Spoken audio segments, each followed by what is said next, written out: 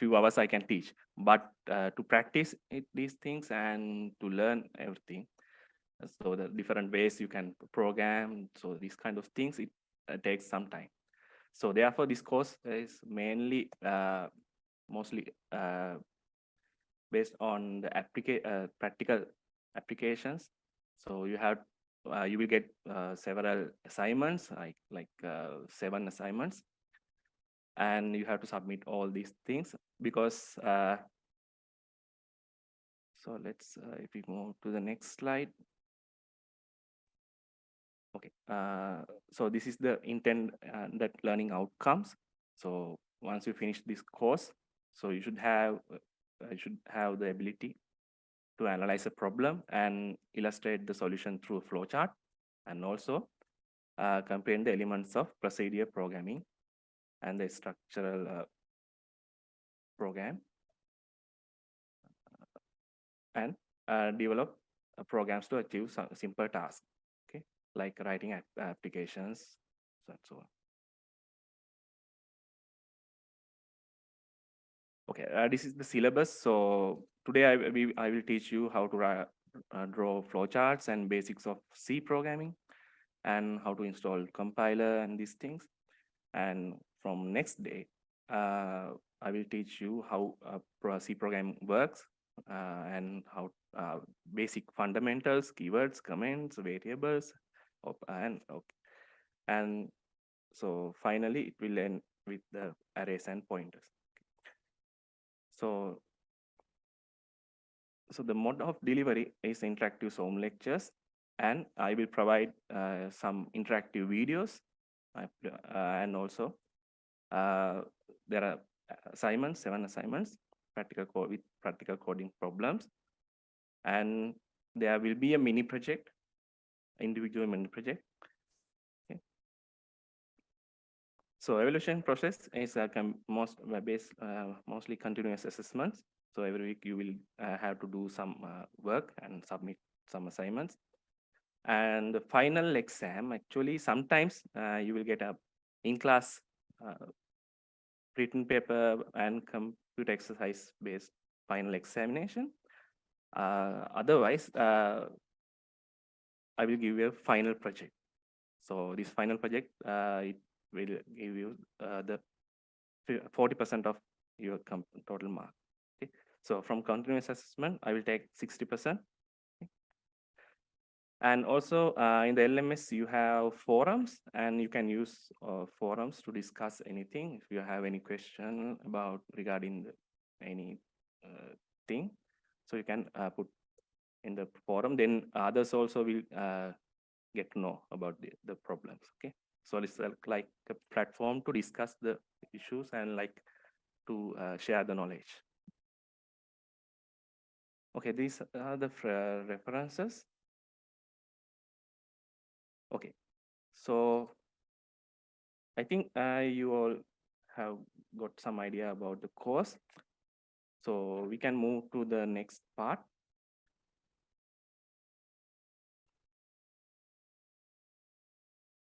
So again, I'm repeating, like this is a you will get more work to do in this course. So please do all the work and put some time to learn be familiarized with the programming, because this is a very important course, and it will you will use this knowledge in another 11 courses. Okay.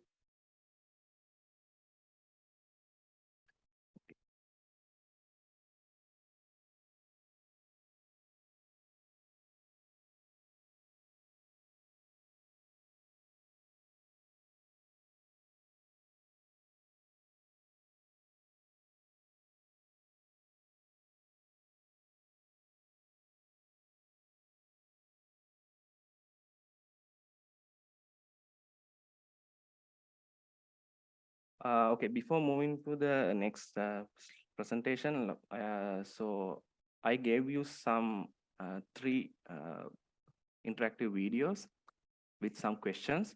So what I noticed is only around 30 students have completed we go through this video and completed the task, but I don't know about the others. Okay, now we have 94 participants. I send you a message also. I think you all have received this message because last week we didn't have class, so that's why I gave you the these interactive videos, like because you had a lot of time, I think. Okay, but anyhow, for each interactive video, I will give the mark, and I will take these marks to the your final grade. I will add. Okay.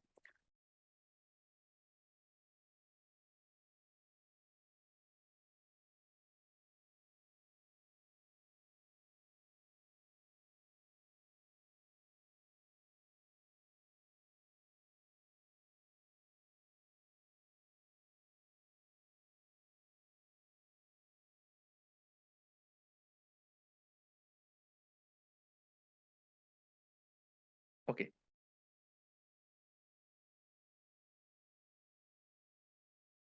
So I'm going to give you a brief introduction about computer programming. So what is a computer program?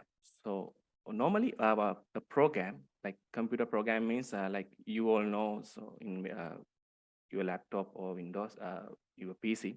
So there are different softwares installed in your machine. So these softwares are basically a set of programs. So this kind of programs,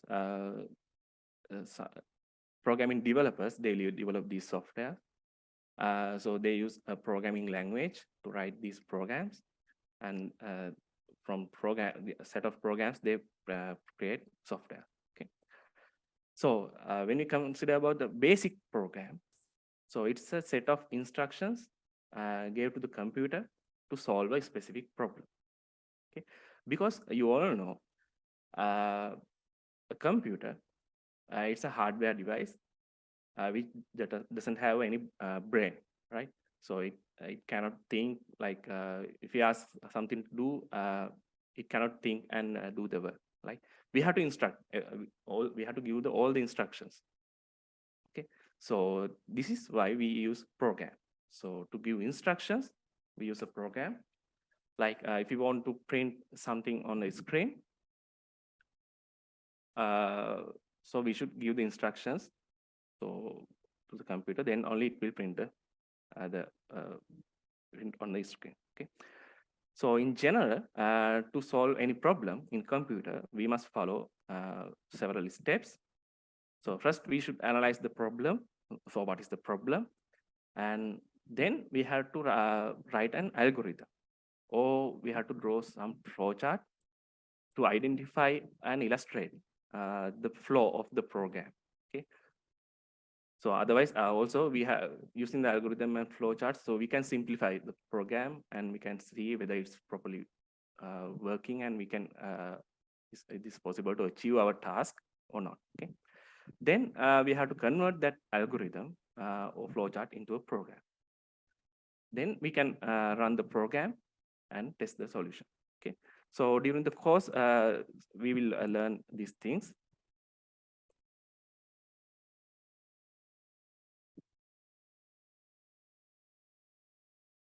Okay, give me a second.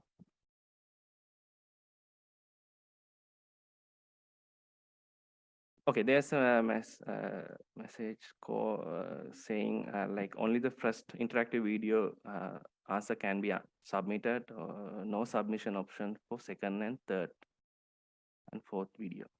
Okay, I will check once we finish the lecture. Anyhow, second video, you don't have any interactive content, and only third and fourth videos, we have the interactive content. Okay. So I will fix that one and let you know. Okay, in here, so in this course, all the programs we are going to write using C. Okay. So to write a program, we can use several programming tools. So basically, there are two programming tools we can use to write a program, like design and phase. So one is algorithm and other one is flowchart. Okay. In algorithms, algorithm means it gives step-by-step instructions to solve a problem. And for algorithm, to interpret algorithms, we can use pseudocodes. So basically, algorithms are in algorithm, we write the instructions as our native language, like English statements. We can write algorithm. So you will learn these things in next slides. But pseudocode is a kind of language like where programmers use to design algorithm. Okay. Okay. Then flowchart is a graphically representation of the logical steps to solve a problem. Okay. Okay. Let's see how to write an algorithm. So for example, if you want to write a program to get the sum of two numbers, so this is the algorithm we should write. So normally when we write an algorithm, we put write in steps. Okay, step one, start. So normally in flowcharts and algorithms, we put first step as a start and last step as a stop or end. Okay. So here, step one is start. Then step two, read A and B, because this is a computer program, right? So this read A and B. Then sum equals A plus B. We add A and B and assign into sum variable, and then print sum and stop. Okay. So this is a basic algorithm. So let's move to next example. So if we want to determine a student's final grade and indicate whether it's a passing or fail, so for this task, if you want to write a program algorithm for this one, before we create a program, so we can use do this like this. So the thing is, the final grade is calculated as the average of 4 marks. Okay. So here we have to input 4 marks, and then we have to calculate the average. And based on the average mark, if it is less than 50, we decide fail. If it is greater than or equal 50, we will decide it as pass mark. Okay. So let's start from the first step. So step one is start. Then step two, input a set of 4 marks and calculate. Then step three, calculate the average by summing and dividing by 4. If average less than 50, print fail, else print pass and stop. Okay. So give me a second.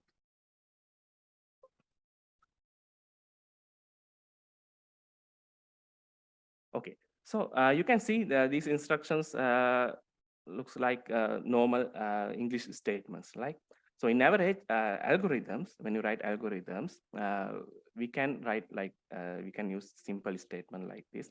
So here you can see it's calculate the average by summing and dividing by 4. So instead of that, you can, if you want, you can write like AVG equals M1 plus M2 plus M3 plus M4 divided by 4. Okay. So instead of this long sentence, you can write this one as. Okay. So this M1 to M4 is 4 marks. Okay. So if average less than 50, then print fail, else print pass. Okay. So this one also you can write in different way. Like if average greater than 50,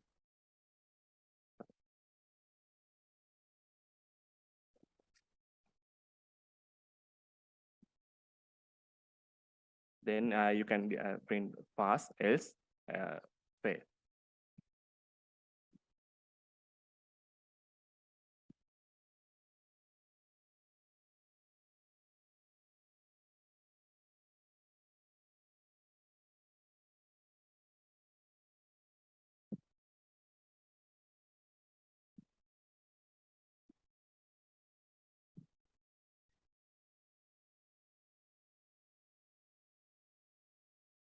Okay, so let's move to flowcharts. So there are many design and presentation techniques of algorithms, and flowchart is one of the older and simpler method. Flowchart is a graphical representation of a sequence of process. In algorithms, we use English statements to write an algorithm, but here we use graphical objects to represent a sequence of process. So flowcharts can be used to define and analyze a process and build a step-by-step picture of the process for computer program, and define, standardize, or find areas for improvement of a computer program. So these are the basic symbols of which we can use for flowchart, draw flowchart. Actually, there are no straightforward rules to draw a flowchart. So different people they use different symbols to draw a flowchart.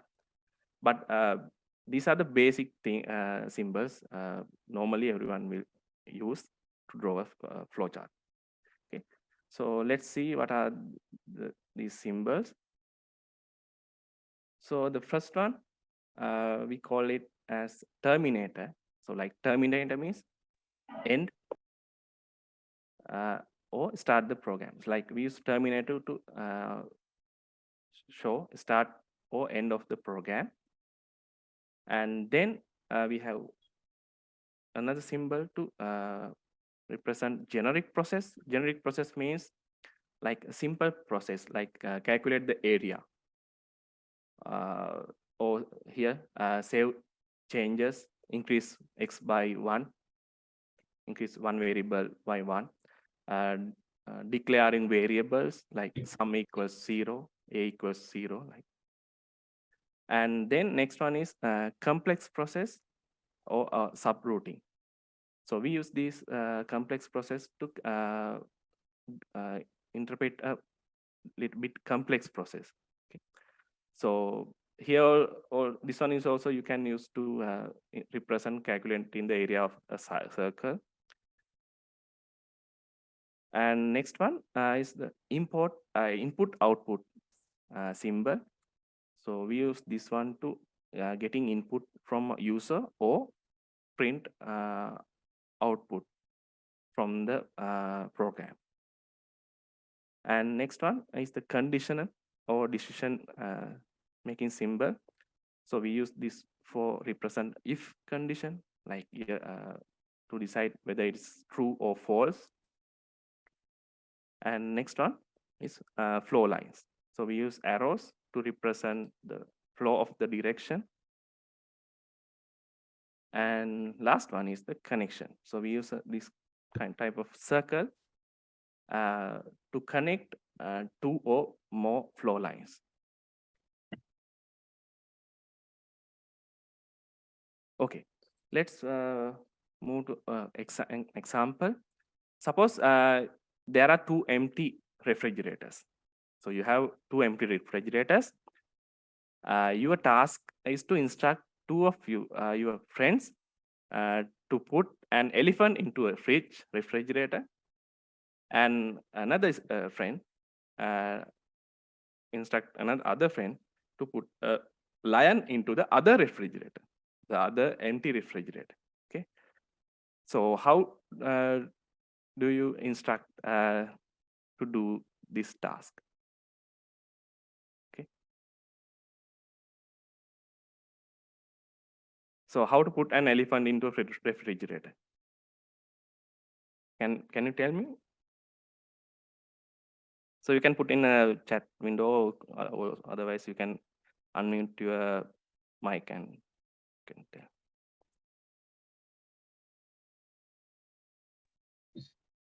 Start the program. Start. No, I think just yeah, you can, yeah. Go ahead. Yes, start. Open the door. Hmm. Get into the elephant. Hmm. Then close the door and end. Other one is the open start, Hmm. open the door, Hmm. select lion, and input the refrigerator, Hmm. then close the door and end. Okay. But so you have two refrigerators. So when you are going to put a lion, there's an elephant in one refrigerator, right? So when you open that refrigerator, what will happen?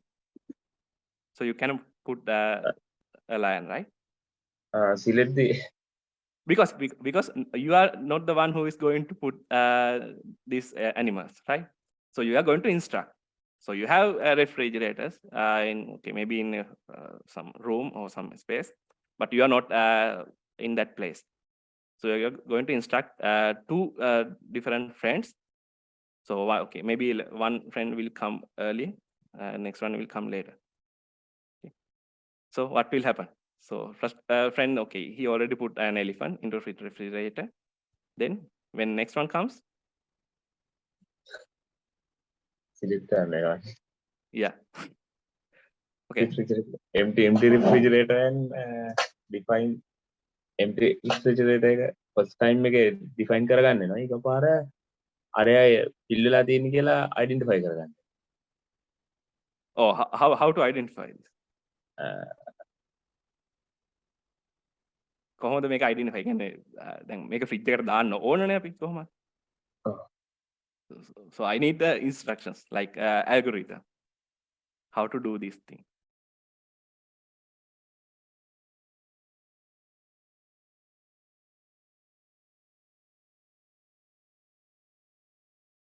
We have to put a condition. Huh?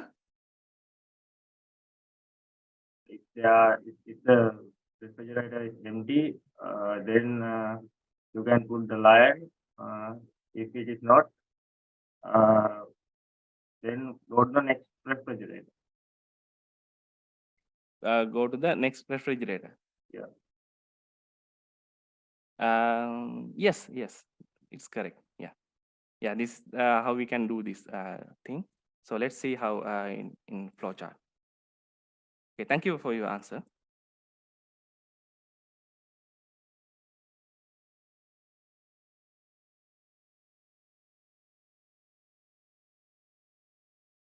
Okay. First, let's see how we can we write an algorithm for this example. Okay. So first step is start, then open the refrigerator. So any refrigerator. So instruction is, so when that friend open first refrigerator or second one, it's okay, right? Open the refrigerator because we know that for first one it's empty. Both fridges are empty. Okay. Open the refrigerator, then put the elephant in and close it. Okay. But this is the instructions we should give to our first friend. Okay. So if we draw a flow chart for this one, so start. So this is terminator symbol, and open the refrigerator. So open the refrigerator is a generic process. Okay. Then put the elephant in. So here it's a we consider it as an input output thing, because we are going to input an elephant into the fridge, right? Then close the refrigerator. Again, it's a process, and stop. Okay. But for next other friend, so how we should instruct him? So start, open the refrigerator, check whether the elephant is in that refrigerator. Okay, he should check if there's any elephant is in that refrigerator. If yes, if elephant is there, close that refrigerator and open the other one, and put the lion in, close the refrigerator. Okay, stop. So in flowchart, So start, open the refrigerator. Okay, now we have a new symbol. So this is a decision making symbol. So here for this kind of this symbol, decision making symbol, we have two outputs from this symbol. So one is yes and other one is no. So is elephant in? If it is yes, close the refrigerator and open the other one. Put the lion in. If it is false, then we should go through the other path.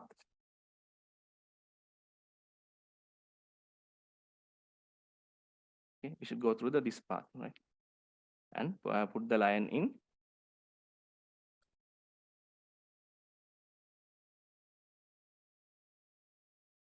Okay, here we should use the connector symbol, because here you can see there are two arrows going to the same process. So therefore we should use a connector. So put the lion in, close the refrigerator, stop. Okay. So, okay, here this is the decision making symbol. If it is false, it will go through this direction, and this is the connector. Okay, there are several types of flowcharts we can draw. So one type is sequence flowchart. So in sequence flowcharts, you have a sequence. So you don't have like loops or kind of anything.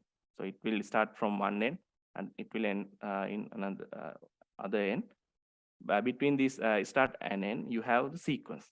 Go to this process, this one, and go to this one, this one, this one, and okay. Okay. Other type of is a decision flowchart. So in decision flowchart, so we use decision making symbol to make the decision. So normally it will look like this.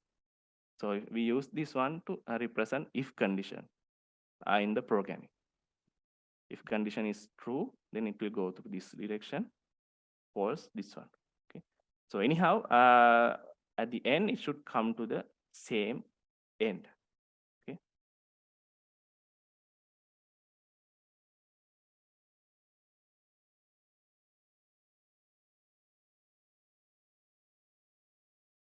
Okay. Another type is looping flowchart. So to represent while loop, like for example, if you want to add 100 values. So if you want to get the total of 100 values, so what we should do in flowchart, we should use this looping flowchart. So we should take the first input, then we should add that one, and again we should take the second input. We should add together, and we should save it under separate variable. Again, we should continue this process until it's reached 100 elements. And then when 100 elements reach, then we should end the program. Okay. Okay. Okay. Let's move to the very first example we used for in algorithm section. So let's try to draw a flowchart for this example. So can you try draw a flowchart? So quick, I will give you 5 minutes. Quickly draw a flowchart. Once you finish, you can share. Okay, so you can use your notebook, but to share, you can use your camera, mobile phone camera. Otherwise, you can use open a Word document, and using shapes, you can draw the flowchart. In Word or PowerPoint, you can draw these shapes.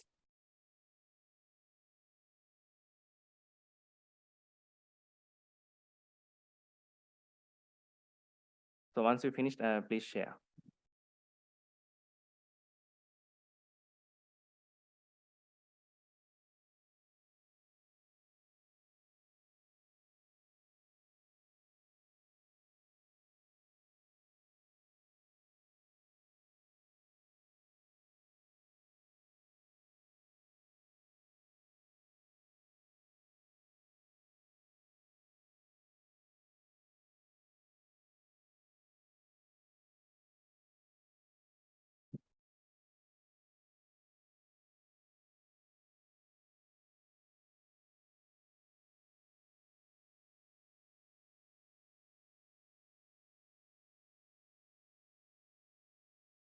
Okay, there's a message in chat box.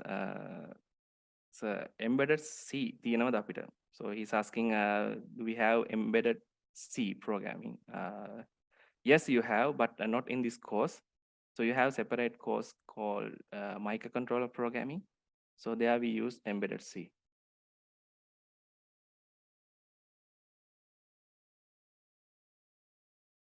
I think IoT also, there's another course, IoT device.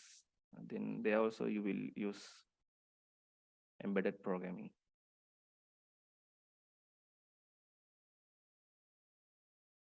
Anyhow, where you will get the basics from this course.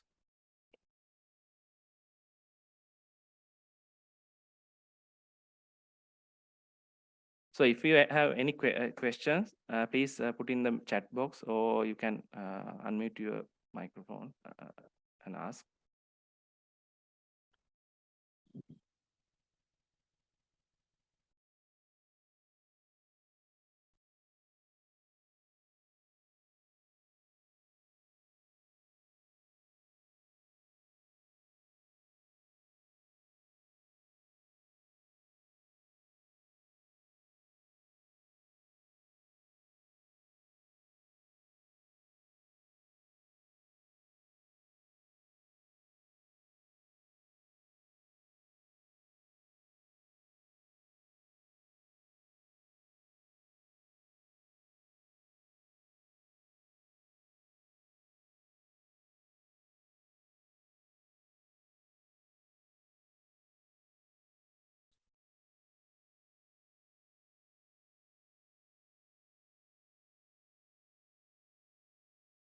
I received one answer through chat window.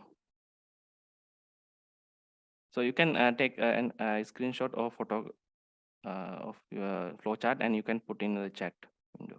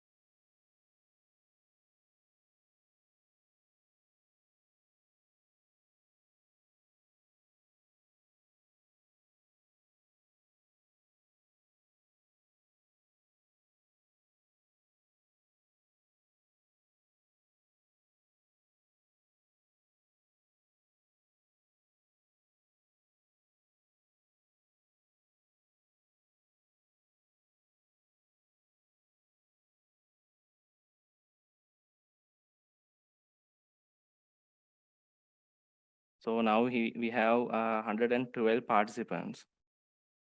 So I need your response. Otherwise, we cannot do. So upload කරගන්න මේ photo එක upload කරන්න දෙන්නේ Chat එකට දාන්න බෑද? බෑනේ upload කරන්න දෙන්නේ හරි වට පුළුවන් නම් මේ කැමරා එකකින් වගේ නිකන් ෂෙයා කරන්න පුළුවන් වුණා මට බලන්න තැයි මෙතන. හරි හොඳයි.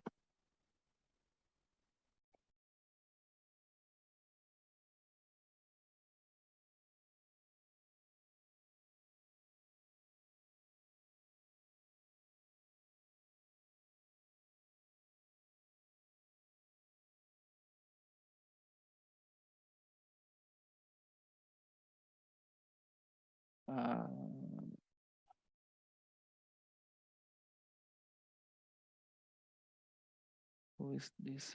SCA 015. Okay, thank you. So you are correct.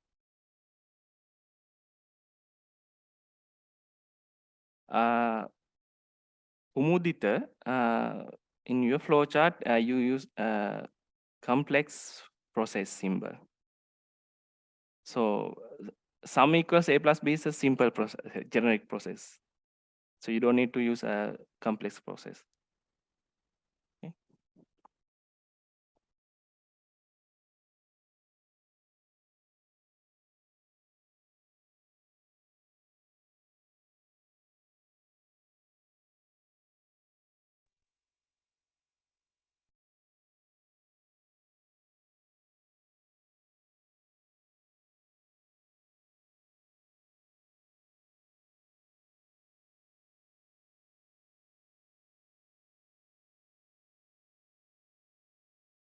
Okay. Then let's move on.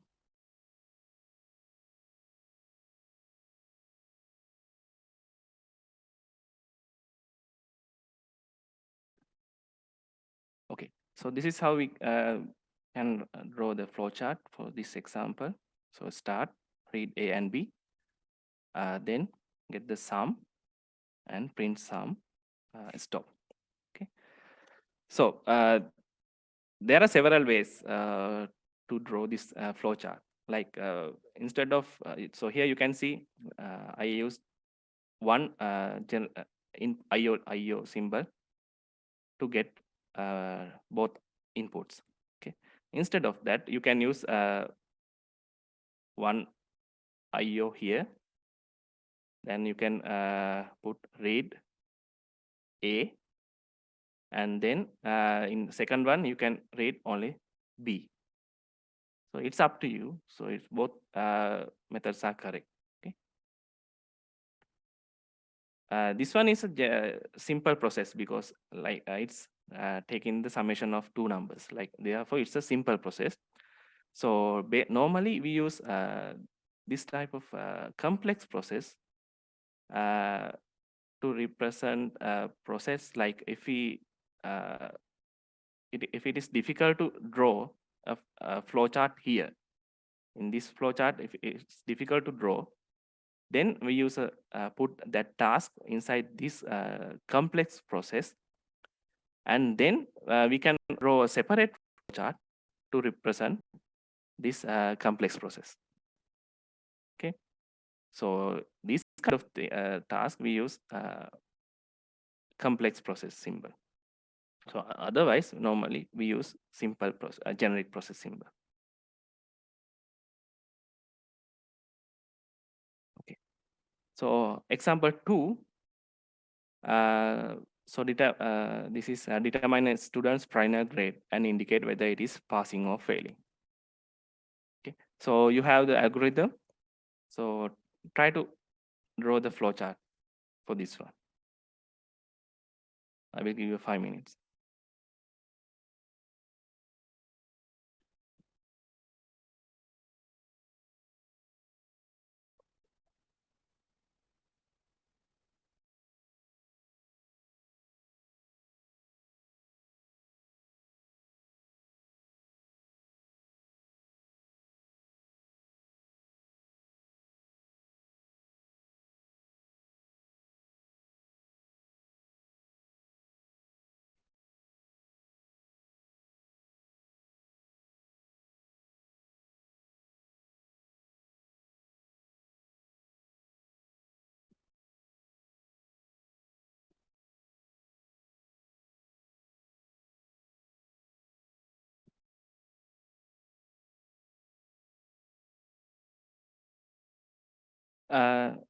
Dinindu, you are correct. Yes, there's a question like complex process use karanne call functions for neda. So he's asking the complex process are used to call functions. Yes, that's true. This is what I explained, like because most of the people don't know about the functions.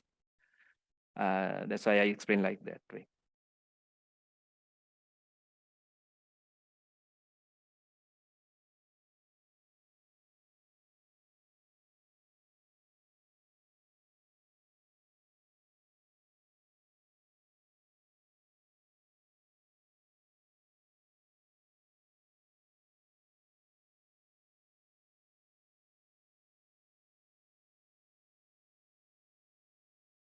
So write the flow chart, draw the flow chart for example 2.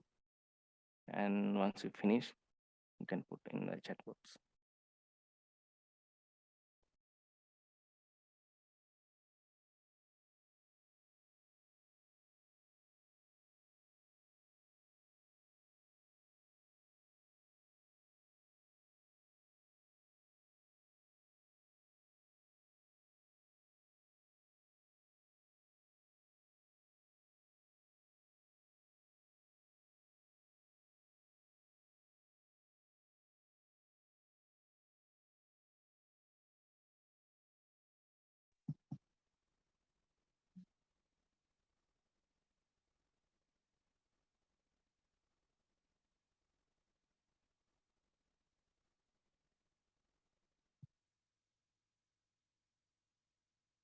Sir මේක හරිනේ.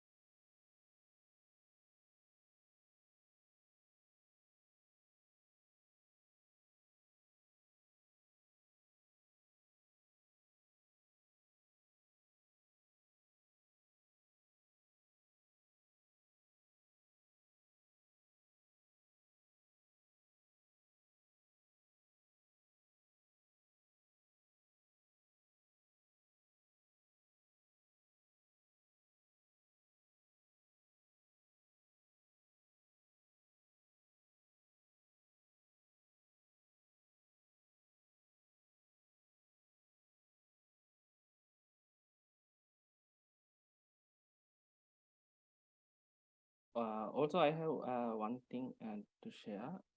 So here you can see in the example one. So we start once we start, we directly read A and B. So instead of this one, what you can do? So we can, if you want, we can declare variables, these two variables, because we define, we use three variables, A, B, and sum. Okay. So before going to this step, if you want, you can define variables like A equals 0, B equals 0, sum equals 0. So this is a generic process. Okay, so you can go here and then you can come here. So it's okay, it's up to you. If you want, you can directly go start from here, start to here A, B. Otherwise, this way method is also possible.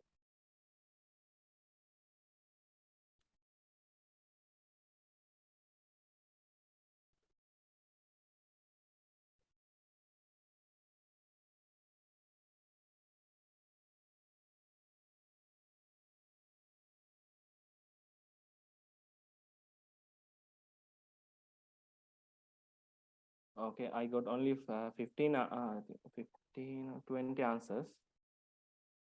How about others? So we have 100 and now 118 participants.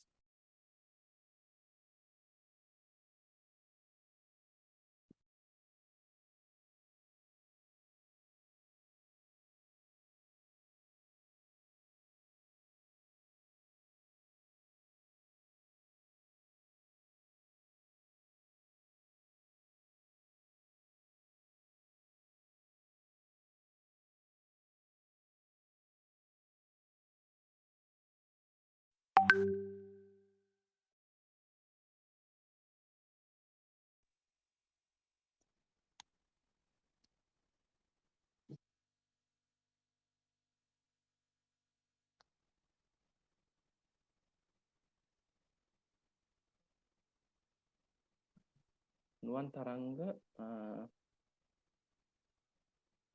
So why did you use this complex process? I will explain about complex process, but you don't need to use complex process because you know you need to take the average, like uh, take uh, take the summation of 4 marks and then divided by 4.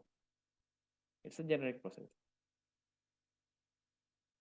And then here is print one, you use a complex process, but printing is an output, right? So then you should use input output.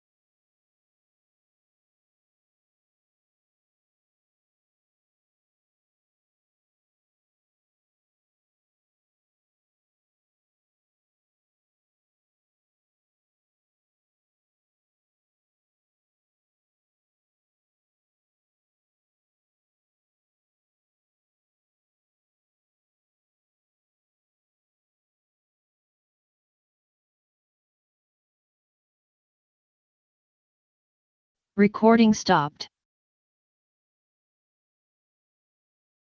Recording in progress.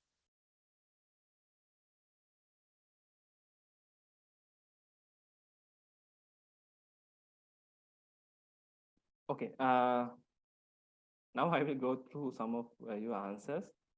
So in this one, you can see there's a issue in this flowchart. So here,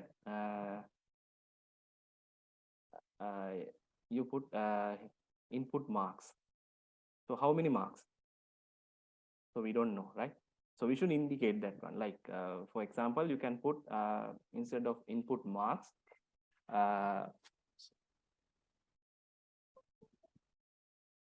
here you can use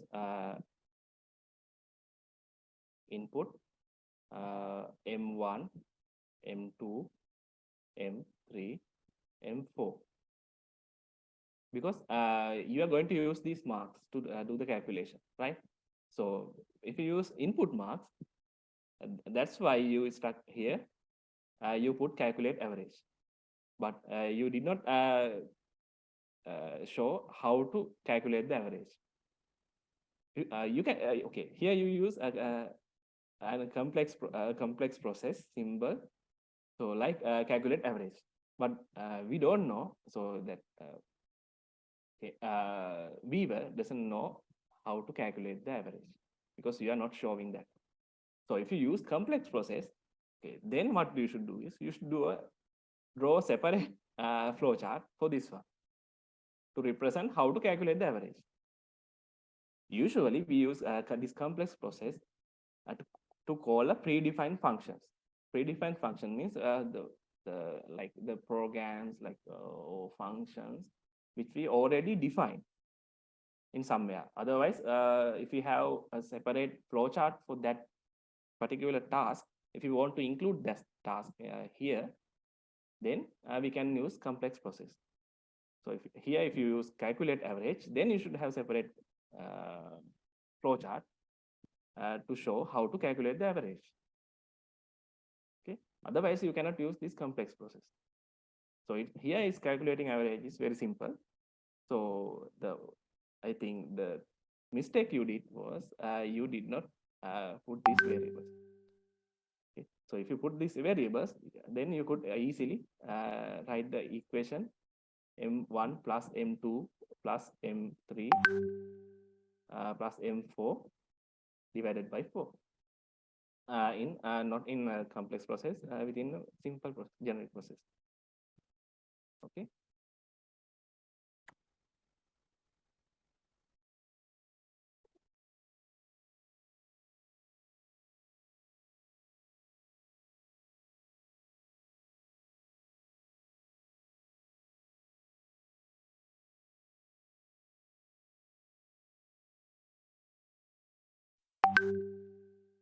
Okay. In this flowchart, what is the mistake? So here also, this student he used complex process, but this is the generic process, like because you have all the instructions here, right? So how to calculate the average? You already have this one. Then you don't need to put in complex process. So I'm repeating again, like we use complex process to call a predefined function. Okay. So if you use a complex process, that process, the thing inside that complex process, you should have a separate flowchart for that one normally.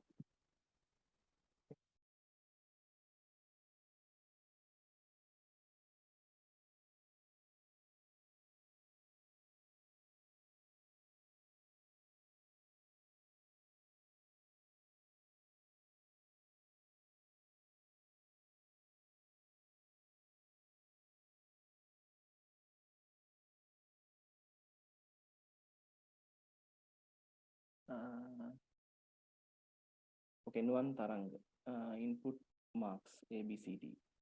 Yes, M, K, if M less than A. Here also, Nuan, here there's a mistake. Okay, okay, true false, right? Okay, it's okay, yeah. That's correct. But in the output, you should type print pass, because we use this IO symbol to get an input or output, produce output. So you put just pass. Okay, what is the pass? Like it's a output or input. So we don't know. So therefore you should put print pass. Okay, and print fail. Okay, thank you, everyone. So if you have any questions, please ask. Because you will learn these flowcharts only today. So from next week, we will start the programming. Okay.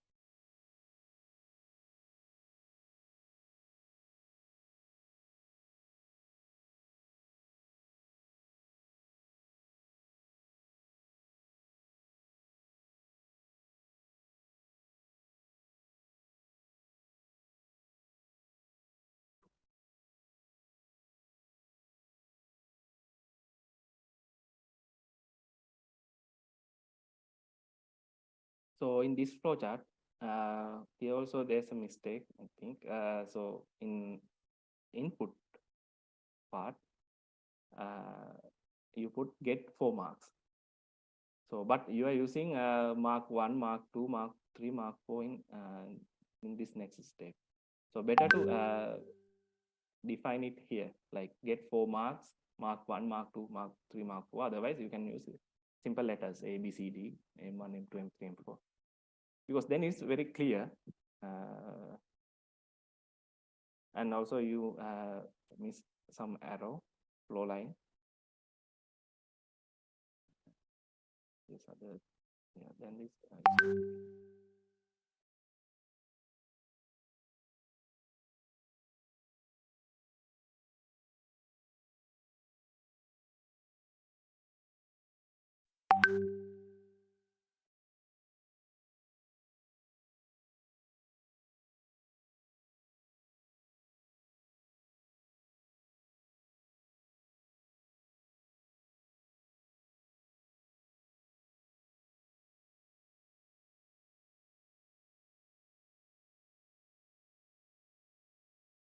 Okay, how about this flowchart? Is this correct or wrong?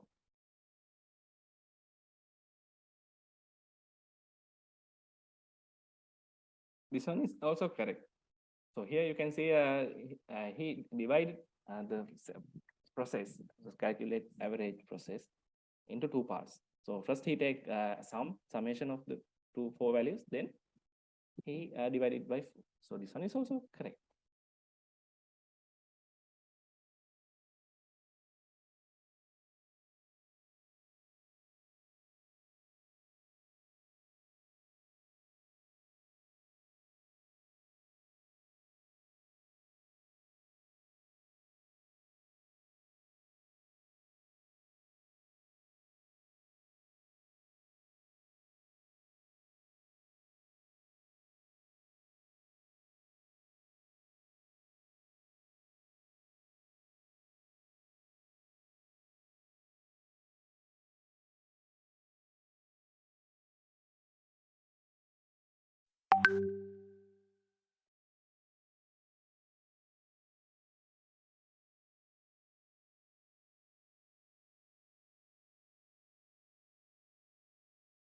Okay, in this flowchart, so this student, so he used separate 4 IO symbols, input symbols to get the 4 marks. Okay, this one is also correct.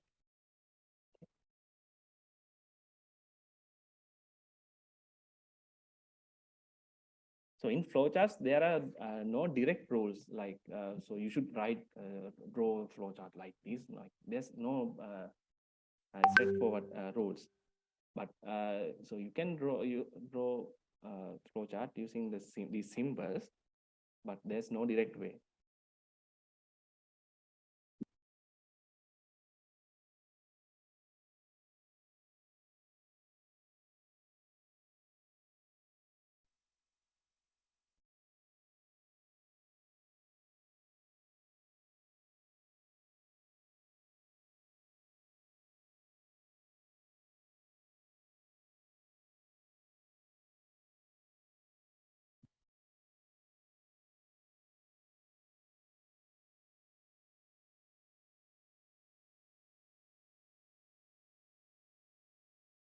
Okay.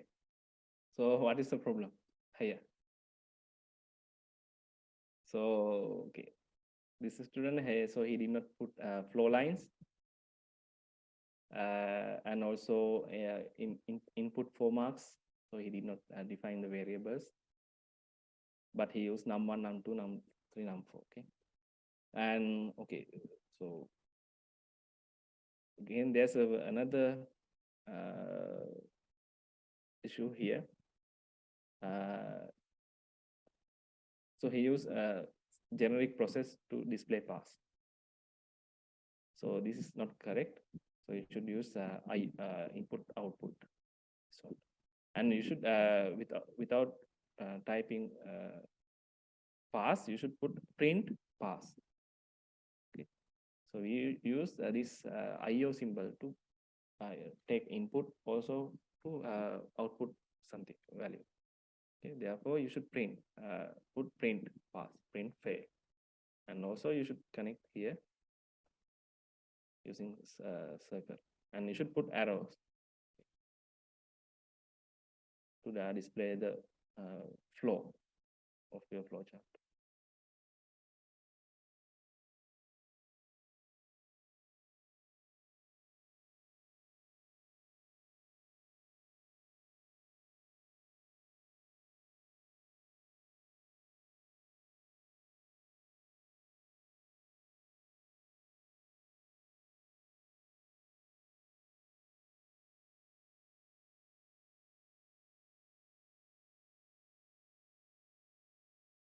Okay, thank you for your answers.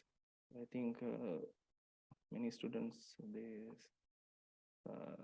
send images. Okay.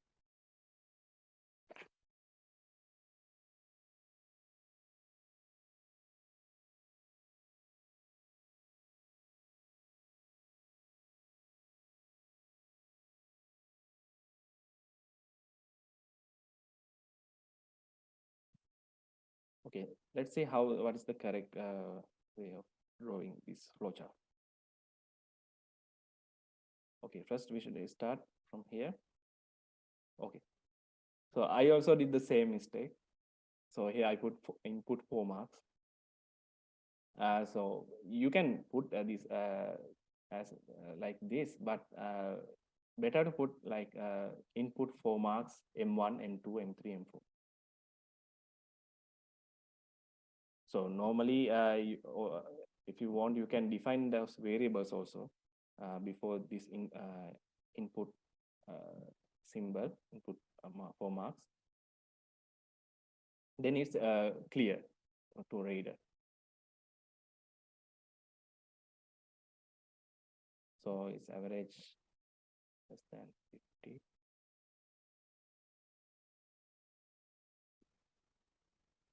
Okay. So what are the properties of flowcharts?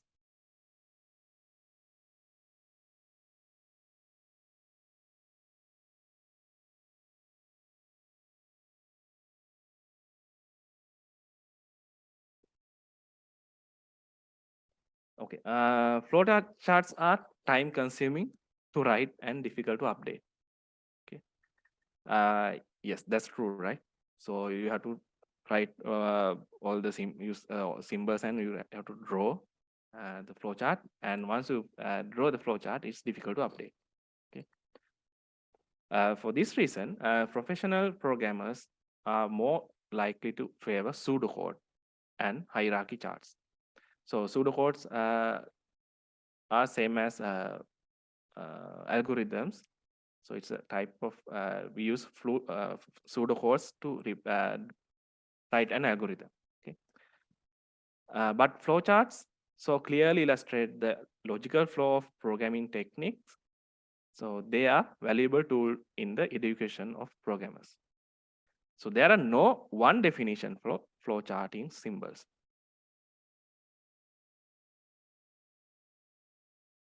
Okay. So this is the end of this presentation. There's a question asking, sir, could you explain any complex process flowchart example? Yeah, currently I don't have example, I think, for this one. So so once I finish this session, so later I will upload a video or document regarding this one. Okay, so I will put an example.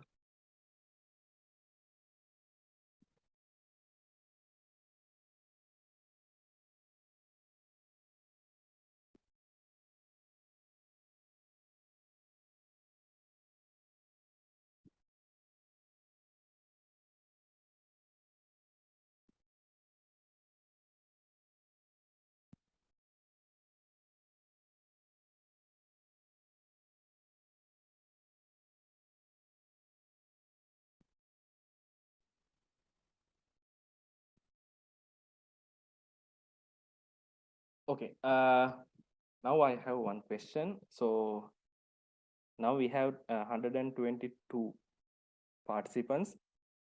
I uploaded 3 interactive videos and I send you a message regarding this one and the instructions.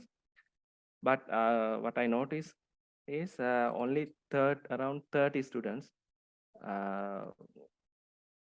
went through this video. So especially flowcharts interactive video, because in other 2 videos, I think there's issue.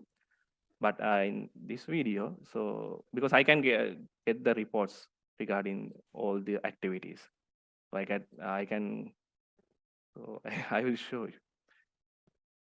So I can get all the reports from here.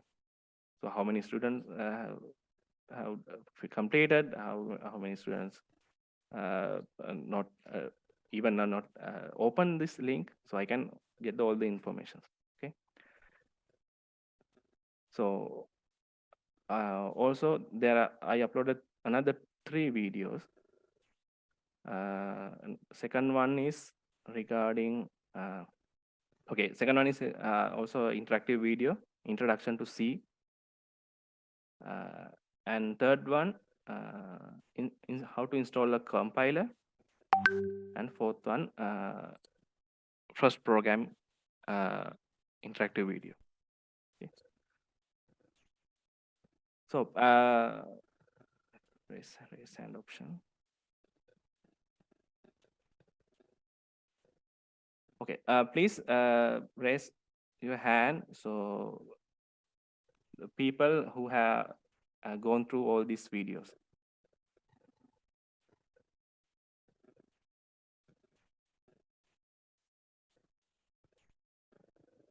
Three, 4, 7, 9, 10.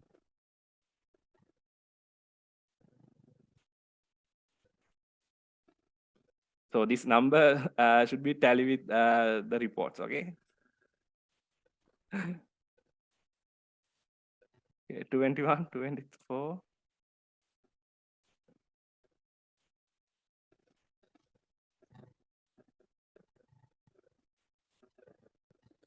27, 20.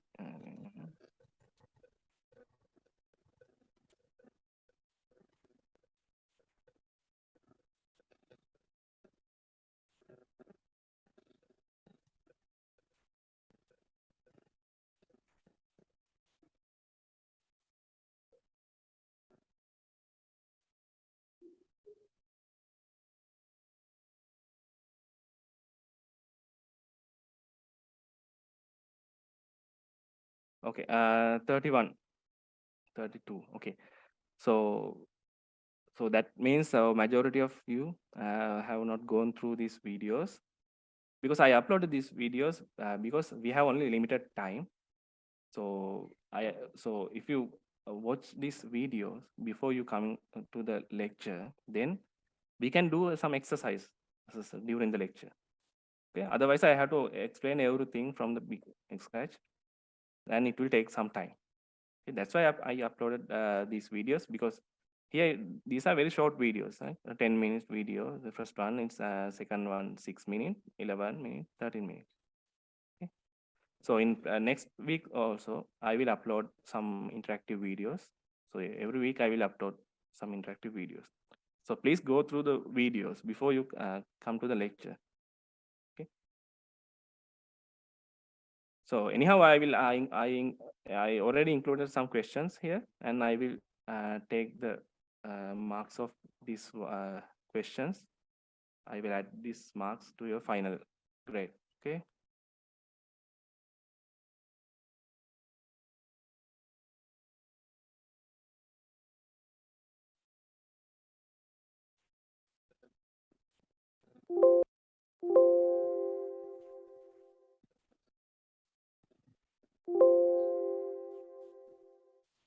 Okay.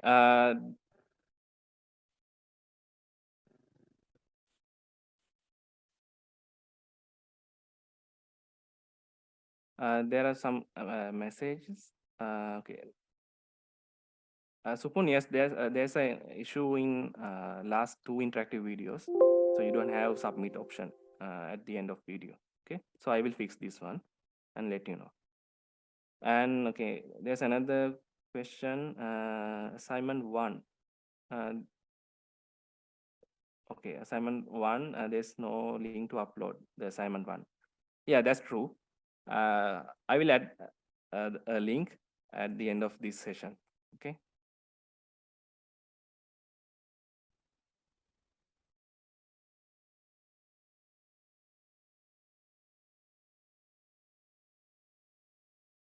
Okay.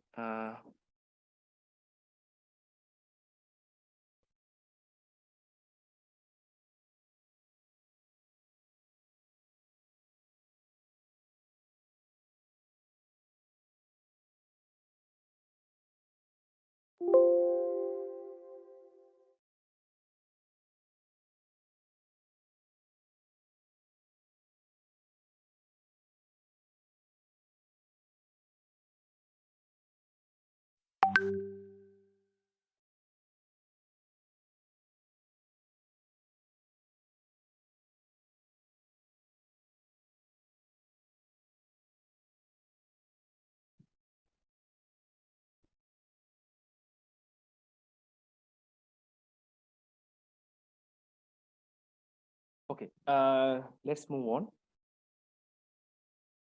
So let's discuss about C introduction to C programming. So the outline is learn the basics of the programming and history of the C language and Hello World C program. These escape characters I will explain in next coming weeks. Okay. So this slideshow is was created by Dr. Hiran Jayavira. So I'm just using these slides. Okay. So why we need a programming language? So you all know, now you all know, so computers cannot understand our language. So what is the language which we can understand by the computers? What is the language?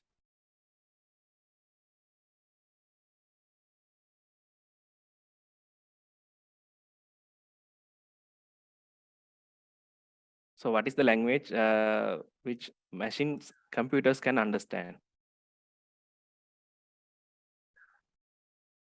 So it's binary language, ones and zeros. Normally we call it as a machine language. Okay, but as a humans we can understand English, Sinhala, Tamil, right? We have our own languages. So if you want to give in some instructions to a computer, so what we should do? So we should write a program in binary machine language or binary format. So it's one way of doing that. Otherwise, there should be another way, because writing a machine code, machine language, program in machine language, it's very difficult, because in machine language we have only ones and zeros. So how to write a program like adding 2 numbers? Okay, if you want to implement the flowcharts we draw, so how to implement that in a program? So using machine language, it's impossible. Okay, it's possible, actually it's very difficult, because in the very beginning of computer, they use machine language actually. But to write a program in machine language, programmer should know the architecture of the hardware. Okay, without knowing the architecture of the hardware, they cannot write a program. Okay, so in hardware we have in CPU we have registers, memory, and several like arithmetic logic units. So we have these things in the computer hardware, okay, CPU. So writing a program is like giving instructions how to computer how to handle these things. So how to use a arithmetic logic unit. So how to use memory, okay, like registers. Which value should write to registers? Okay, in very beginning, they use machine language. They use ones and zeros to do this task. But later on, some smart people, they invented a programming languages. Okay. So now we have several programming languages. So there are two types of programming languages: low-level programming languages and high-level programming language.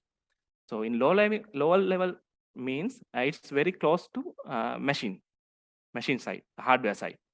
Okay, so machine language is one best example for a low-level language. It's very close to hardware, but not close. It's very far from programmer side. Okay, and there's another language called assembly language. So after machine language, they develop a programming language called assembly language. It's a type of low-level language, but it's better than this machine language. In assembly language, we have English-like statements, but for example, in assembly, we have a command called add. If you want to add two numbers, we should use this one. If we move some value from one memory location to another memory location, we use MV, as I remember. Okay, so in assembly language, there are some predefined words which we can use to write the assembly program. Okay, so this one is also we considered as a low-level language because this one also everyone cannot write assembly program. They should have some knowledge to write the program, and it's very little bit difficult task. Okay, so this one is also a bit close to hardware side. Okay, then we have high-level language. So for high-level language, they use English-like statements. It's very close to human side, but it's far from the hardware side. Okay, so when we write a program,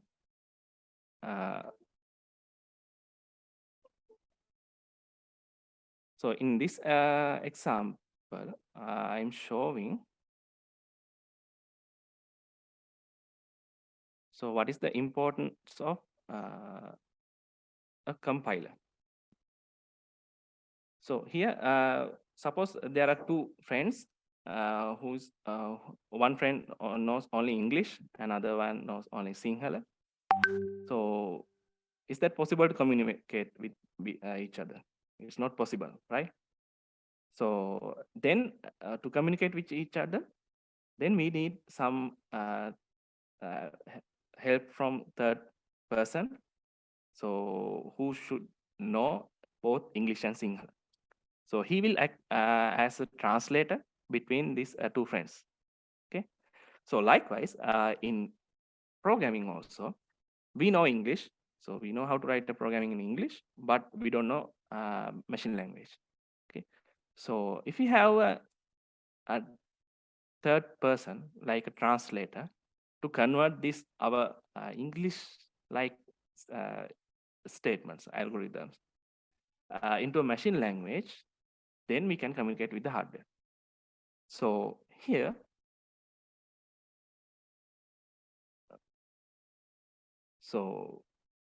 this translator in programming, we use several names to call this translator. So in assembly language, we call this translator as an assembler. So this assembler will convert an assembly language into a machine language. Okay? In C-type programming languages, high-level programming languages, we use a compiler to convert our program into a machine language. Okay, and also in some languages they use an interpreter to translate this program into machine language. But the interpreter, what it will do is it will convert our program into a machine language during the execution of the program. Okay, so you don't need to remember these things. Just so in C programming, we will use the compiler. Use a compiler to convert our program into a machine language. Okay.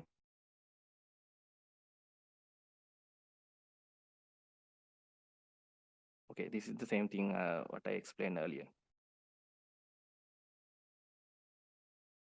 So here you can see in natural language, we use algorithms and flowcharts to write programs. And then we translate these algorithms into a meaningful program codes using a programming language. And then we translate it using a compiler into a machine code. Okay. Okay, this is the explanation of assembler, interpreter, and compiler. Okay, so interpreter is used in JavaScript, PHP, CTL. Compiler, we use compilers in C, Java, high-level language. Okay, Dennis Ritchie wrote the first C language, wrote the C language in 1972 at Bell Labs. Before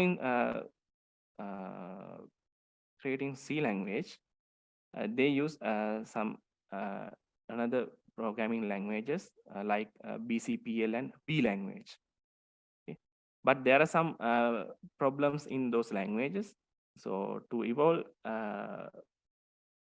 the problems from of that previous languages, they invent that this C programming. Okay. So C programming language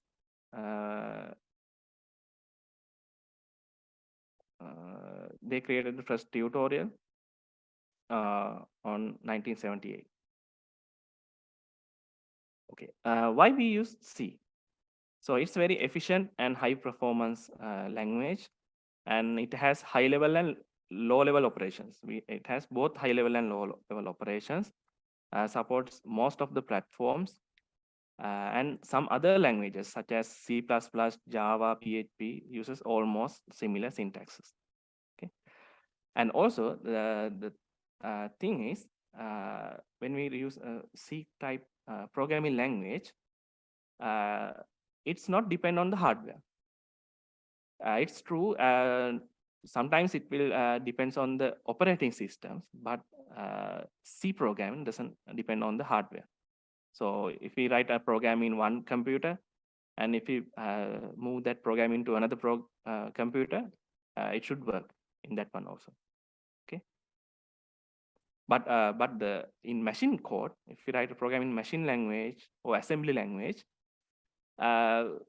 sometimes it will not work in another machine, because to write a machine language, machine code or assembler code, we should know the architecture of the hardware. Okay? We directly write to the hardware.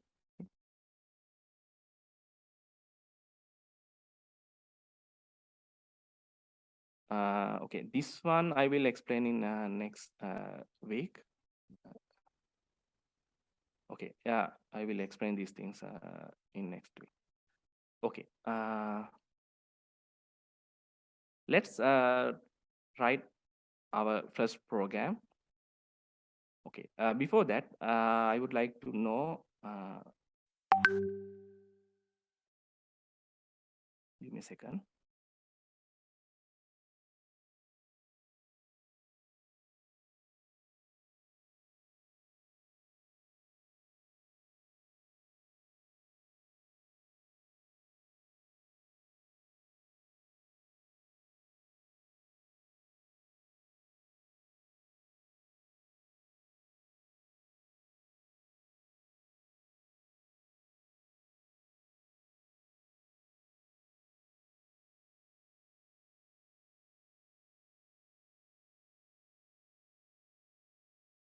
Okay, so next task is,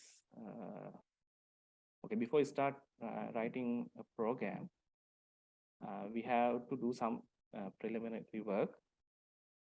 So first we should install a compiler, and yes, first we should install a compiler. So now I have a question. So raise your hand, those who have already installed the compiler in your computer. Because without having this compiler, we cannot go forward.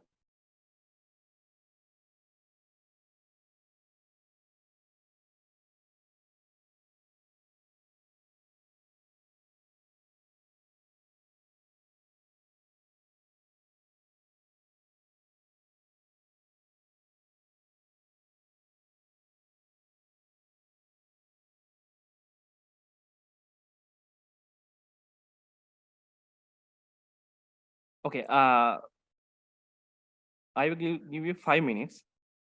So those who have not installed the compiler, please download the compiler and install, because it will not take that much time. So it's a small task, because without this one, we cannot proceed.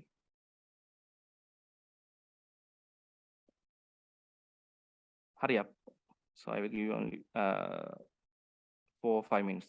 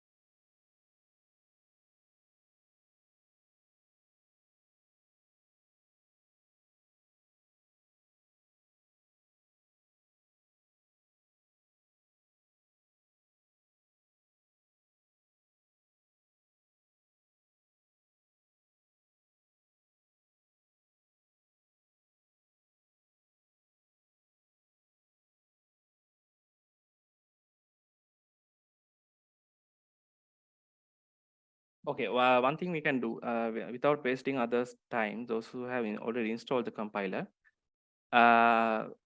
we will let's go for another flowchart example. Okay, so which we will be helpful for you to do your homework. Okay, and so when you come to the next lecture, please watch the 2 videos. I think, okay, let me share the screen.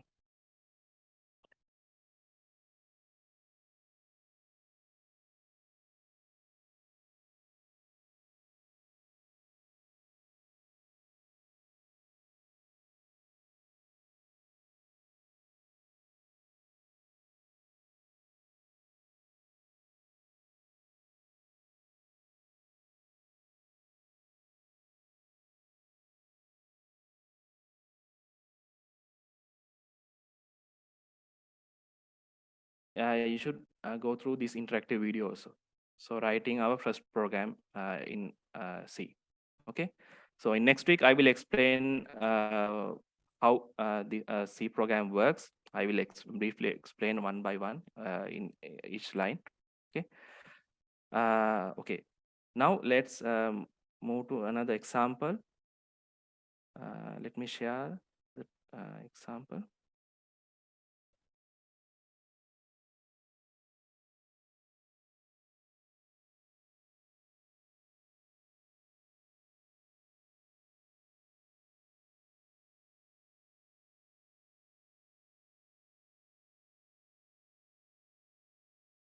Okay. Okay, this is the exercise you have. Find the sum of 5 numbers. Okay. First, you should write the algorithm, and then you should draw the flowchart. Okay. So the one thing here is it should be able to extend up to n numbers. Okay. So there are simple short ways to draw this flowchart for specific 5 numbers, like take numbers n1, n2, n3 up to n4, 5, and take the summation. I'm not expecting this one. I need like, okay, I will change this to 100. Okay. Write algorithm and draw the flowchart to find the sum of 100 numbers.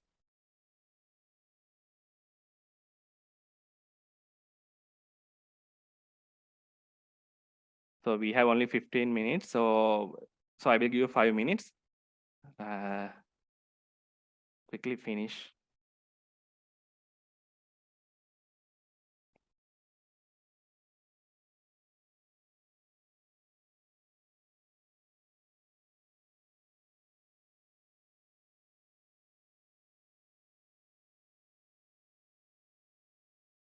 Find the sum of 100 numbers.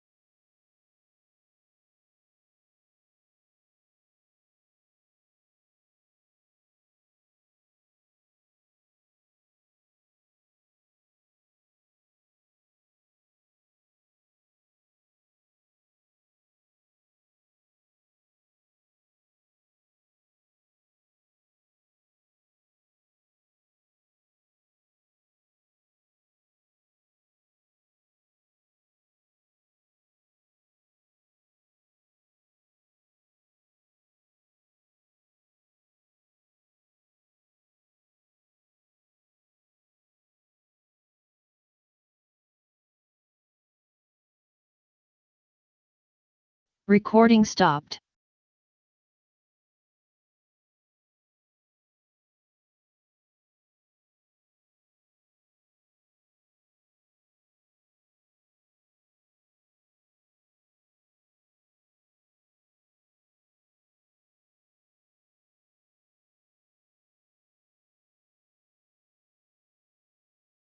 I will give you some hint. Recording in So progress. for this flowchart, you should use loop flowcharts. Okay. To calculate the summation, you should use a loop. So you should ask user to input first number, then add this number into a previous value, and again it's loop that one. and again ask second number, add this number to the previous value summation, and you should loop. Okay, and you should add the condition to calculate the number of inputs, and you should check whether it is less than 0, 100 or not. Okay, so if it is not less than 100, then you should finish that process loop, and you should print the sum. Recording stopped.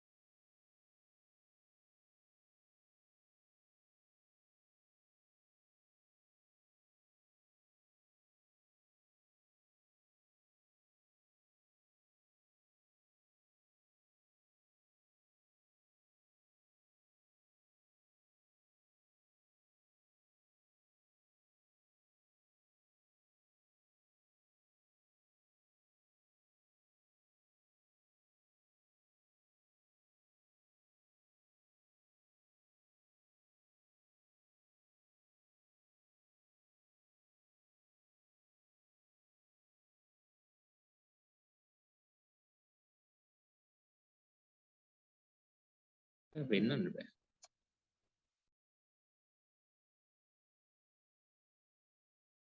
කාටද නුවන්?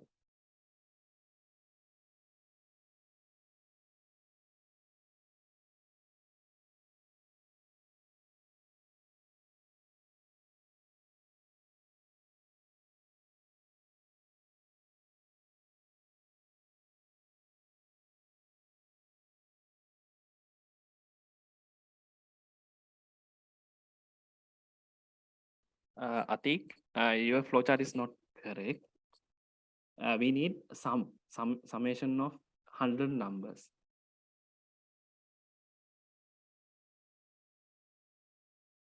So in your flowchart, you are checking whether the input is less than 100 or not.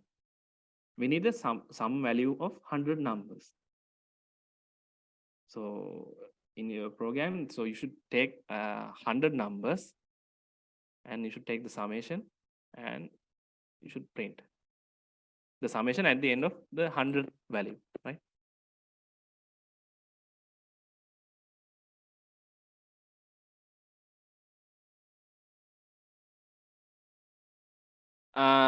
Okay, I will explain again.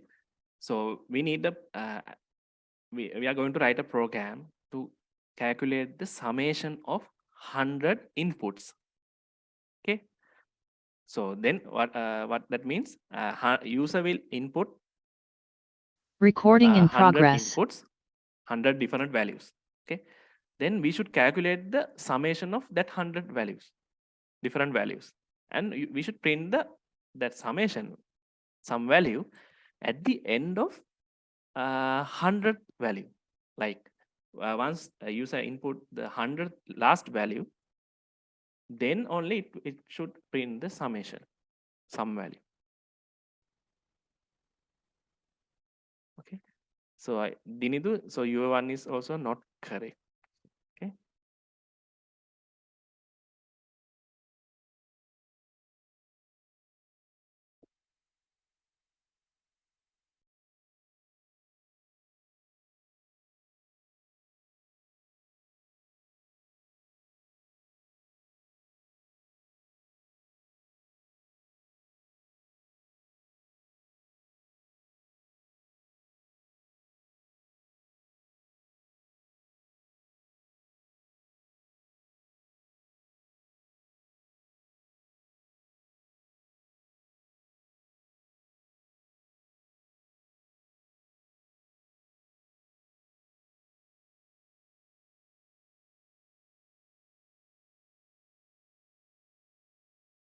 Recording stopped.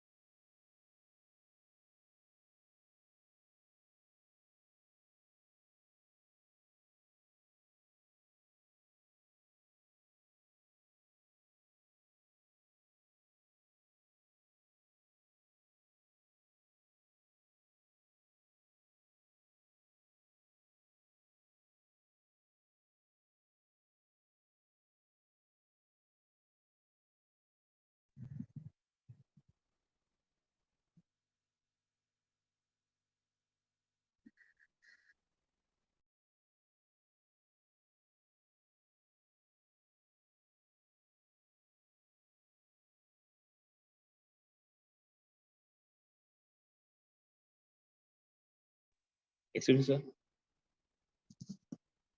Excuse me. Yes, I can hear you. Recording in progress. Start input 1, sum equals input plus 1, then what is less than 10? Less than or equal 100. No. So you should not check whether the sum value is less than or equals 100. So you need 100 different values. So user will input 100 different values. මං කියන තේරුණාද?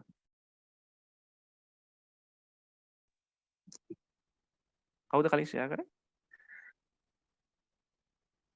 මං කියන්නේ user input කරනන්නේ values 100ක්. ඒ values 10 20 50 55 ඔහොම වෙන්න පුළුවන්. හරිද? ඒ values 100 අපි කරන්න ඕන algorithm එක ලියන්න ඕන. මොකද program එක ලියන්න ඒ values 100ම අපි input කරගන්න ඕන එකෙන් එක. ඒ values 100 එකතු කරන්න ඕන එකට. හරිද? එකතු කළා 100 වෙනි value එක input කරාට පස්සේ user අපි print කරන්න ඕන අර 100ම එකතුව. හරිද? හරි හරි sir. එතකොට print කරන්න ඕන 100 වෙනි value එක input කරාට පස්සේ. පස්සේ. හරි sir.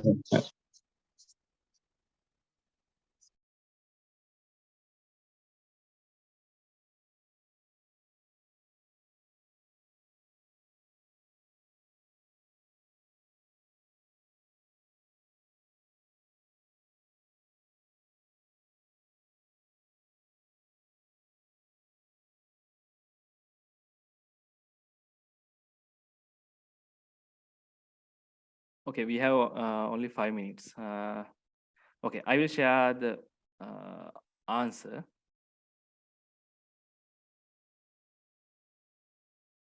Because without knowing this thing, you cannot do the handouts. Okay. Okay. So this is the algorithm which we can use. Like okay. So step 1, start. Step 2, we should initialize 2 variables to calculate the sum and calculate the count. So this count is number of counts of number of inputs, input counts. Okay.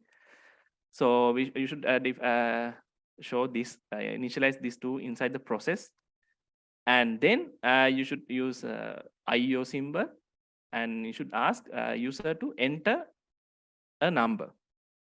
Okay. Then you should find the sum. So you can write sum equals sum plus n. Okay. Sum equals sum plus n means what will happen?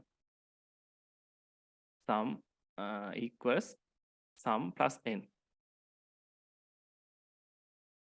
Sum plus n. So in the first step, what is the value of sum? It's 0.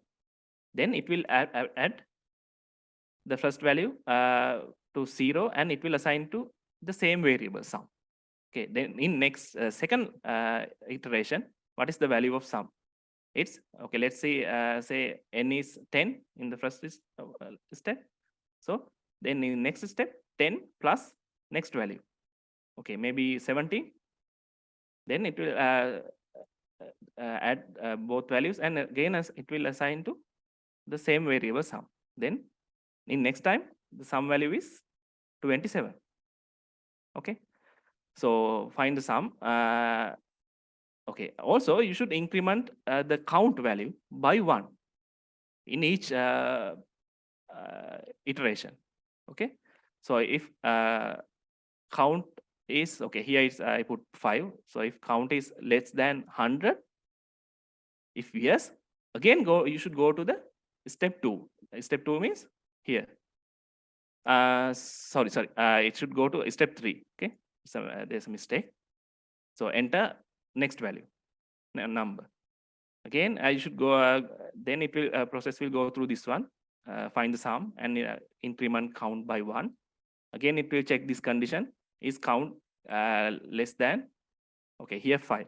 Okay, in our case 100. Okay, if it is the count is greater than, not less than 100, what will happen? Then it will enter to this part. Okay, then print sum and stop. Okay, so okay, this is the flow chart you can draw for this example. So I will upload this one into the LMS. Okay. Okay, now we have only 2 minutes. Okay.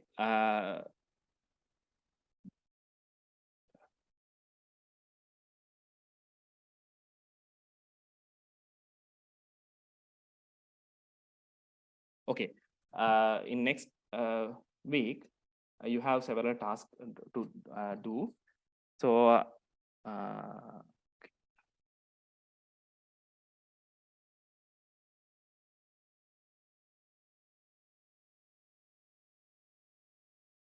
so you have one homework, handout 1. This assignment 1. So it's regarding the flowcharts. Then I will activate this link. So deadline is 29th. Okay, Saturday, I think Saturday midnight. Okay, you should complete this assignment. So I will take the marks, calculate the marks for the your final grades. Okay, and those who have not installed the compiler and go through the interactive videos, please go through the videos, because next week I will not going to teach these things. Okay, so you should have a compiler installed, and you should go through the interactive video, and you should have some basic idea about a program. Okay, how to write a program in Notepad and Notepad++.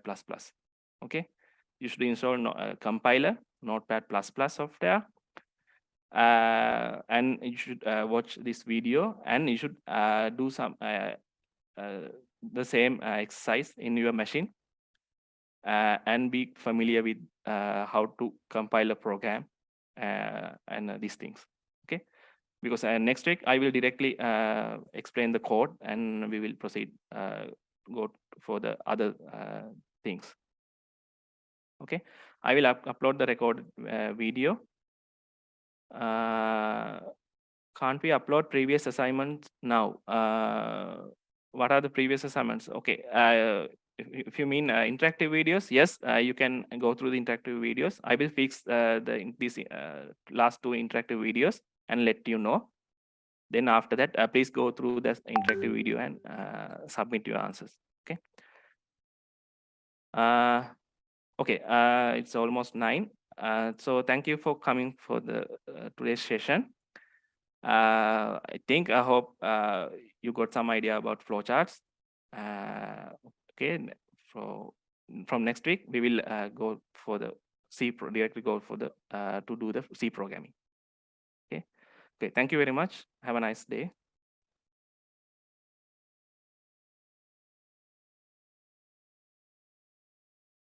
Recording stopped.